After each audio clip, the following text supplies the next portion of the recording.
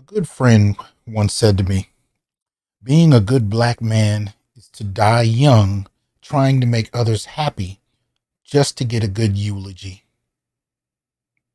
My question becomes, what happens when you let that go and just live and be at peace? Hmm?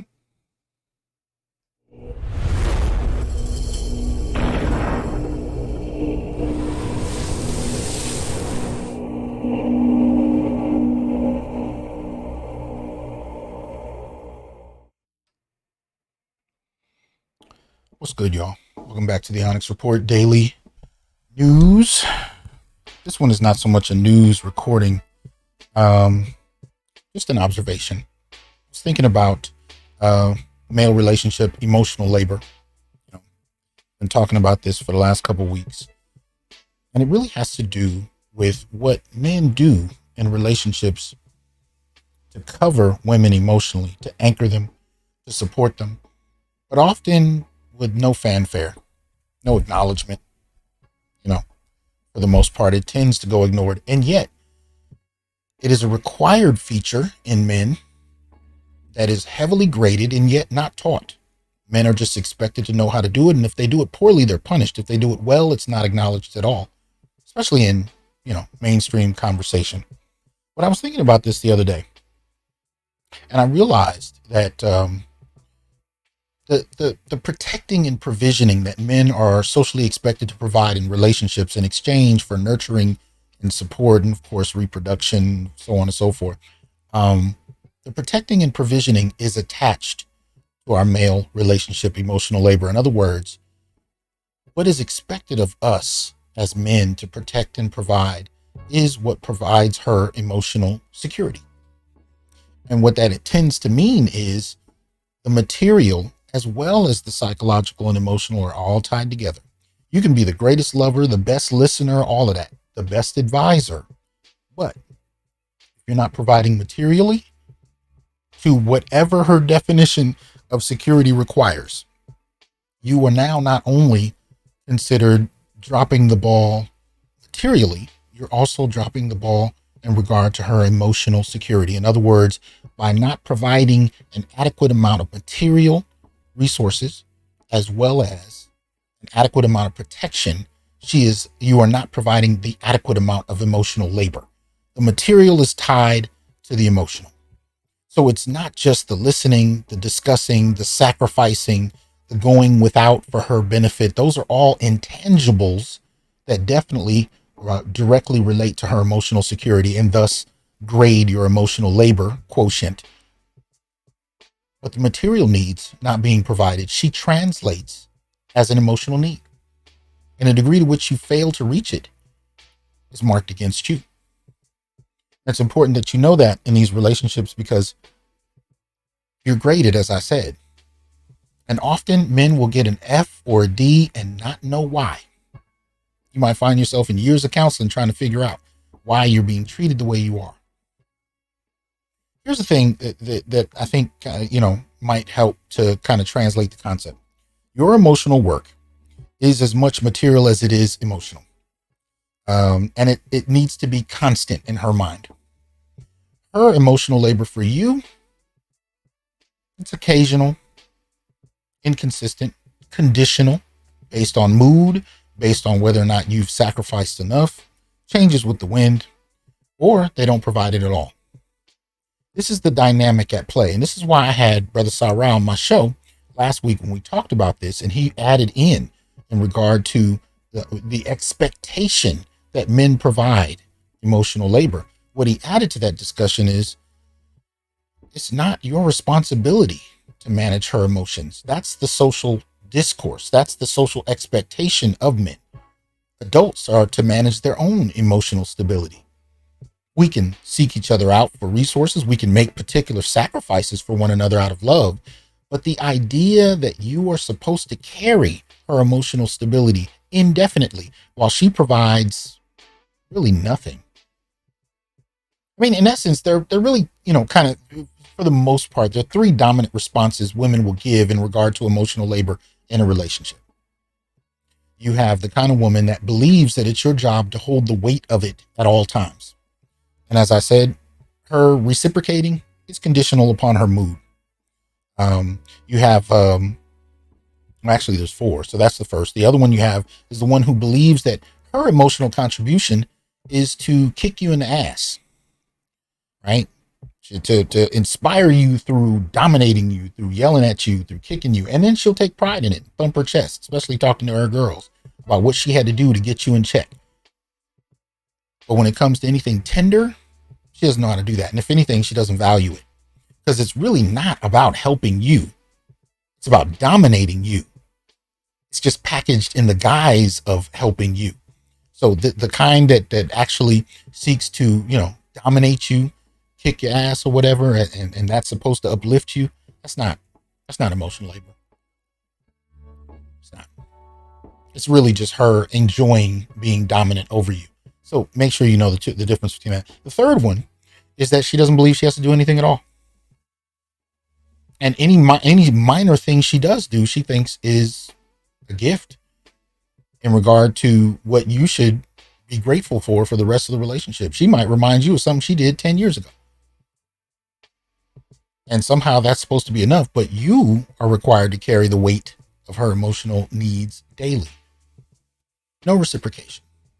Mainly because she doesn't believe she's supposed to have any. And I think in many ways, in terms of how many of us are taught about relationships, we're taught that relationships are a one-way sacrifice. He gives to her. If she gives anything back, it's gravy, and it needs to be uber appreciated. But he needs to provide the daily stability that goes unacknowledged.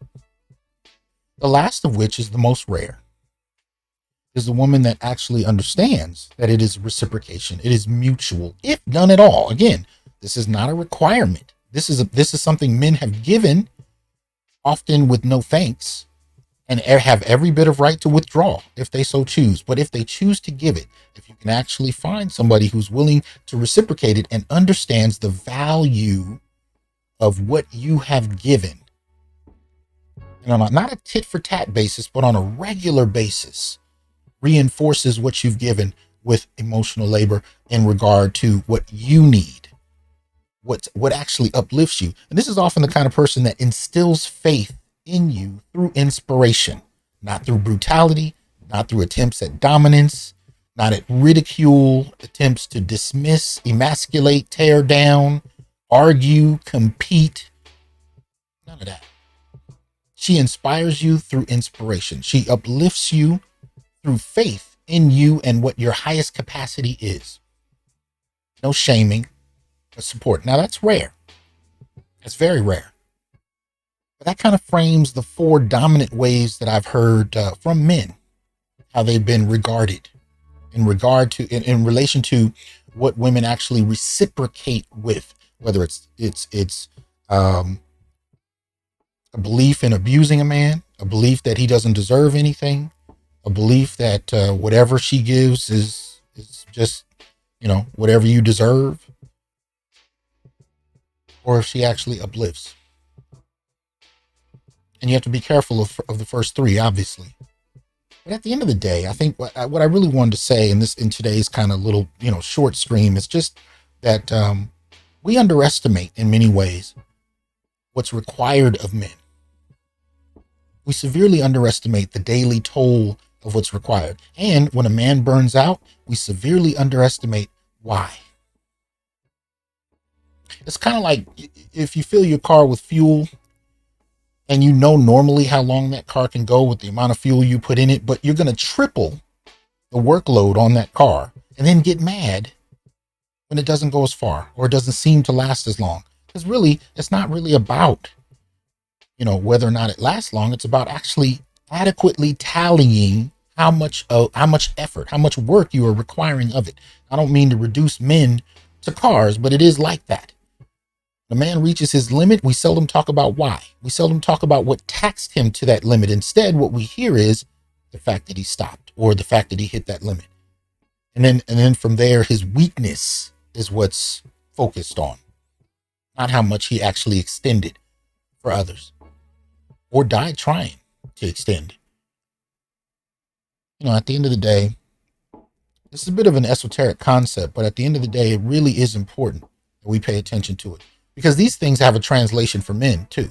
I mean, as much as women expect emotional labor, and they also translate it on material, financial, in material and financial means, the other side of that translation for men is health, stress, particularly for Black men. It manifests and exacerbates whatever negative health issues are already going on. Stress. And we think about stress solely in terms of racism, and it's important that we do, but that's not it. It's not all.